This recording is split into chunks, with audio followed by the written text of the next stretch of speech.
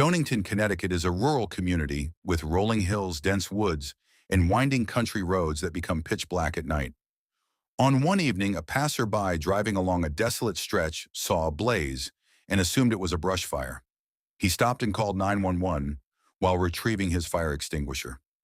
A local fire chief arrived and began extinguishing the flames. As the fire died down, the chief made a horrifying discovery. The burning object was not debris or an animal. It was a human body. The scene transformed from a simple fire response into a full criminal investigation.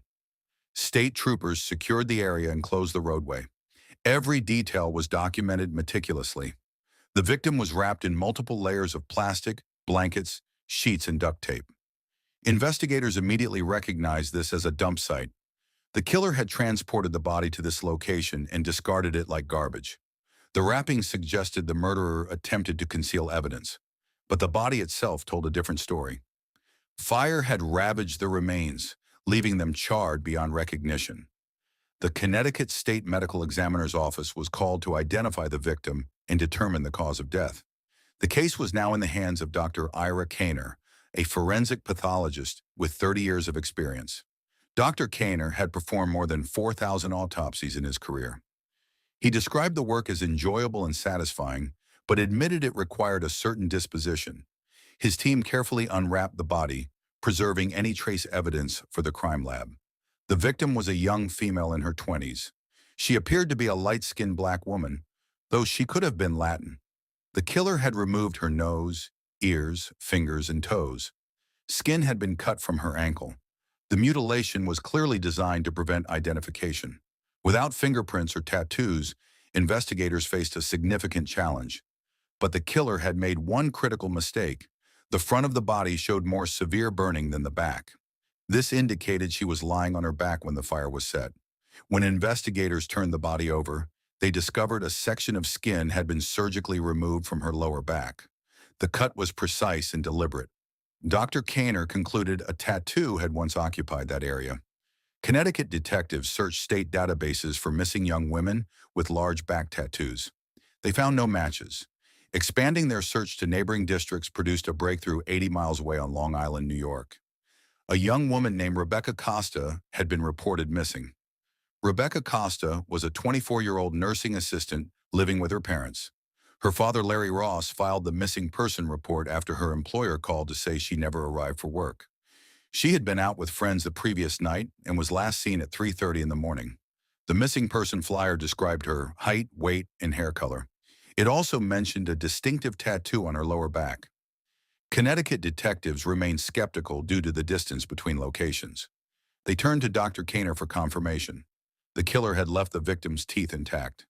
Dental records provided a foolproof identification method. Dr. Kaner compared the victim's teeth with Rebecca Costa's dental records provided by Long Island police. The match was undeniable. Rebecca Costa was the woman found burning on the side of the Connecticut road. Detectives now faced the grim task of notifying her parents. Barbara Costa described receiving the news from detectives waiting at her home. She asked if it was bad news and they told her to sit down. They explained Becky was found and it was a homicide. Barbara grabbed her coat and ran outside screaming that someone had killed her baby. The investigation into Rebecca's final movements began immediately. Rebecca had gone out with her best friend Nicole and boyfriend Dan the night she disappeared. She told her mother she would return home and go to sleep before work. At 3:30 in the morning, she called Barbara to say she was home safely. But when Barbara's husband called to say Rebecca missed work, Barbara grew worried. She called Rebecca repeatedly with no answer. Nicole said she left early, and Rebecca stayed with Dan and other friends. Dan became a prime suspect. He claimed he walked Rebecca to her door and left. A polygraph test suggested he was untruthful, but his story matched others, and no evidence linked him to the crime. The investigation took a critical turn when Rebecca's phone records revealed 2 calls from a 617 number at 4:10 and 4:27 that morning. Cell tower data showed the caller moving toward Rebecca's house. The first call lasted 15 minutes. The second lasted only 20 seconds. Investigators believed the caller was at Rebecca's home, letting her know he had arrived. The number belonged to an untraceable burner phone. Meanwhile, Dr. Kaner discovered the cause of death. There was no soot in Rebecca's lungs, meaning she was dead before the fire. Her liver had been stabbed and she had 4 neck wounds. One neck wound caused an air embolism. The air embolism from the neck wound would have killed Rebecca within seconds.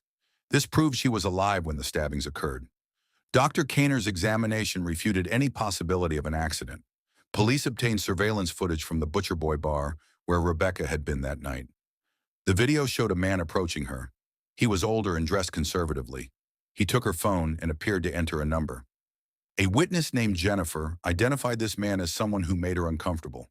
He had put his name in her phone as Jay Brown. The 617 number matched. Investigators now had a name for their suspect. Fingerprints lifted from the duct tape wrapped around Rebecca's body revealed another name, Evans Ganthier. His thumbprints were on the sticky side of the tape.